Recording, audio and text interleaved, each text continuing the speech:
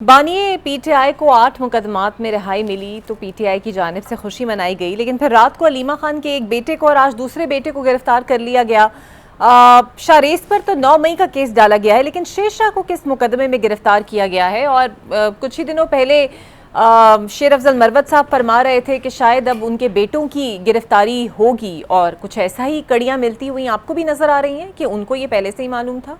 बिस्मिल्लाहिर्रहमानिर्रहीम। बुनियादी तौर पे जिस अंदाज से उठाया गया है, बिज़ार मैनर में आपने देखा, रात को नामालूम अफराद आए, उन्होंने उठाया। दूसरे बेटे को भी डायरेक्ट को पंजाब पुलिस ने नहीं गिरफ़्तार किया, इसी तरह अगवाकार उठा के ले गए हैं। अब गिरफ़्तारी आप 9 मई में बाद में शो करें। बुनियादी तौर पे तो ये बुखलाहट है, एक रिएक्शन है कि इमरान खान की 8 बेलों का डिसीजन होता है इतनी देर बाद, इतने अरसे बाद, और उसके रिएक्शन में आप ये कर रहे हैं। तो बुनियादी तौर पे तो ये ओछे हथकंडे। देखें, एक अगर आप कोई बयान ततिमा बयान पे रिलाई कर भी रहे हैं जो सितंबर 2023 का है, सितंबर 2023 से ले के आज हम 2025 में बैठे हैं, पुलिस ने क्या कार्रवाई की? लाहौर में ही मौजूद थे, उनकी वालदा हर वक्त आ जा रही हैं। बुनियादी तौर पे मसला तो वालदा से है ना, उस मसले को सेटल करने के लिए ये सारी कार्रवाई की जा रही है। मगर फैमिली का, जिस तरह से आपने खुद अदालत के बाहर भी बयान सुना कि वो डट के खड़े हैं, वो आज भी बहनें यही कह रही हैं कि इमरान खान की हम पैगाम रसानी करते थे और करते रहेंगे,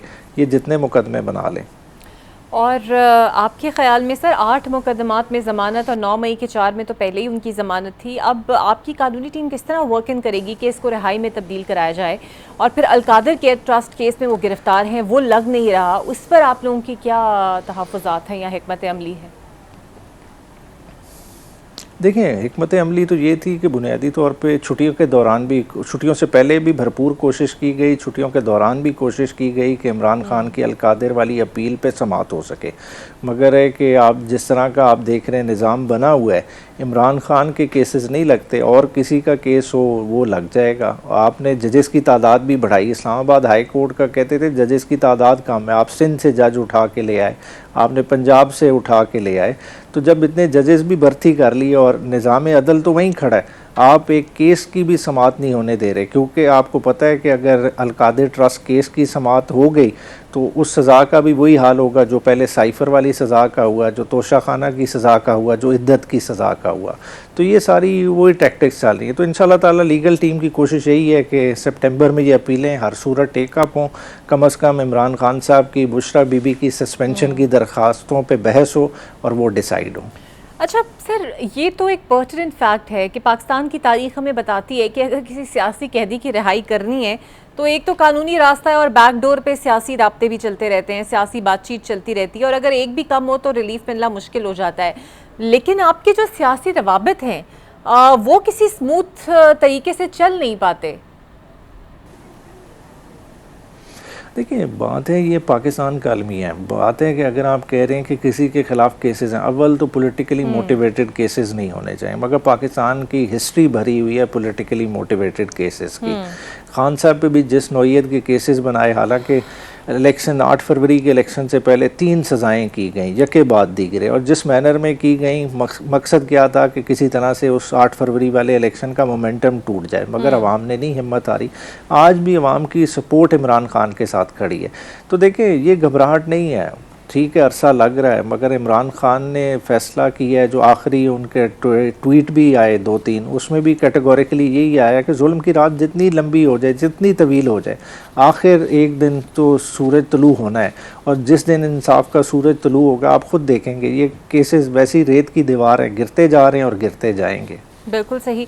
और महमूद खान नचकज़ई को बानी ने तो नामजद कर दिया है, लेकिन आपकी सियासी कमेटी की मीटिंग पर इस पर नज़र आया, तो क्या आप लोगों की जो मीटिंग में लोग हैं वो वीटो करने का सोच रहे हैं खान साहब के इस डिसीजन को?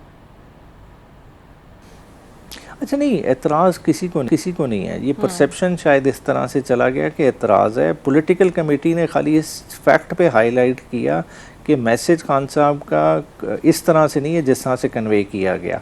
मैसेज बुनियादी तौर पे ये है कि उमर अयूब साहब और शिबली फराज साहब जो लीडर ऑफ द अपोजिशन हैं, उन्होंने ऑलरेडी स्टे लिया हुआ है पेशावर हाई कोर्ट से, और पेशावर हाई कोर्ट ने स्टेटस को की पोजीशन मेंटेन की है। जब तक ये रेमेडी एग्जॉस्ट नहीं हो जाती तो उस वक्त तक हम इंतज़ार करेंगे।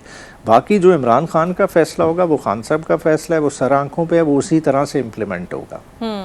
और ये भी खबर थी कि पीटीआई के बहुत से लोग अपोजिशन लीडर बनने की दौड़ में शामिल थे, लेकिन उनकी ख्वाहिशात पर पानी तब फिरा गया जब बानी ने महमूद खान अचकज़ई का नाम दे दिया, और इसीलिए पार्टी के अंदर रेजिस्टेंस है उनके लिए।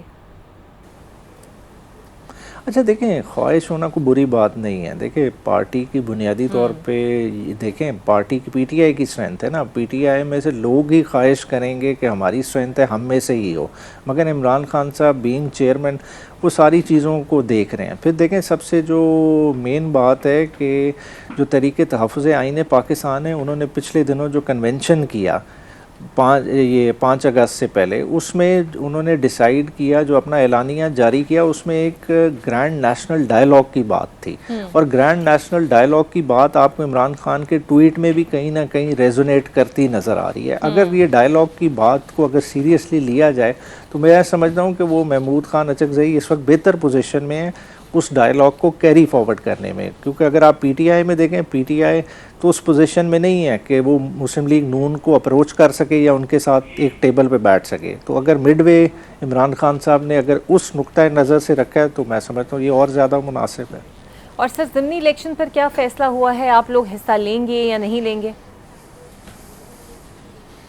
अब पॉलिटिकल कमेटी का एलानिया आ जाएगा। कल भी मीटिंग हुई थी, परसों भी हुई थी, इसी पॉइंट पे हुई थी। और अंदरूनी फ़ैसला जो मेरी आमिर डोगर साहब से बात हुई, हमारे चीफ विप भी है, उन्होंने मुझे यही कन्वे किया कि हम इलेक्शन लड़े हैं। अच्छा, यानी अब तक आप लोग पार्टिसिपेट करेंगे, और खान साहब भी यही चाहते हैं?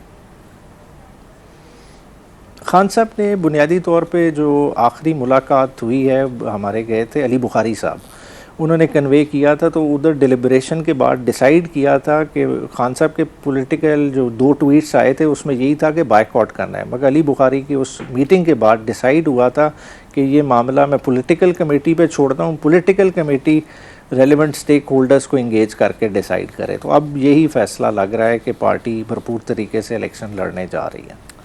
सर, आपकी पार्टी के अंदर जो ऑब्वियसली पोजीशन होल्डर्स हैं वो भी मुख्तलिफ सिम्त में नज़र आते हैं।